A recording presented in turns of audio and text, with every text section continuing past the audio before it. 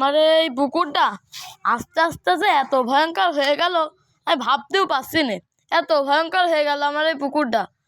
আগে এই পুকুরে আমি সারা দিন রাত বসে থাকতাম, রাত্রিকেন আমি মূর্তি বসতাম, এখন তাও পাচ্ছি না।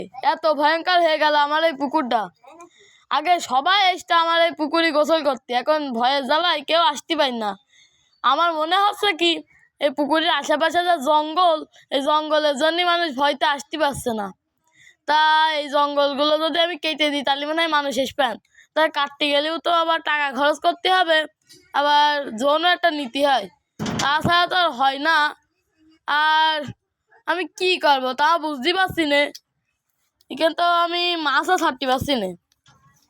বন্ধু জানিস কালকে আমার দাদা না একটা কথা বলেছে, আমরা না এই যে এই পুকুরে আমরা প্রতিদিন আসি, এই পুকুরে নাকি খুব ভয়ানক ঘটনা ঘটছে, মানুষ আসলে নাকি এখানে ডুবে যায়।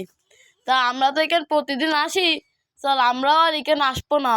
আসলে যদি আমরাও ডুবে যাই, চল বন্ধু আমরা চলে চল বন্ধু। ঠিক আছে চল, আমরা আর এখানে আসবো না বন্ধু। যদি কটা মাছও না ছাড়তে পারি আর খাতেও না পারি তাহলে কি হবে?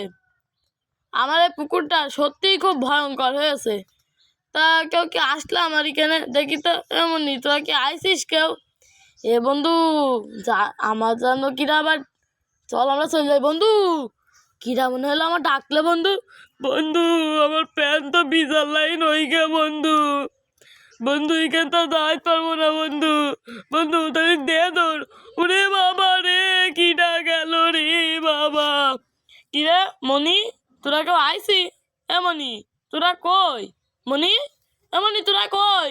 আমার এই পুকুরটায় মনে ডাক দে। ওরে বাবা রে, বাসা ওরে।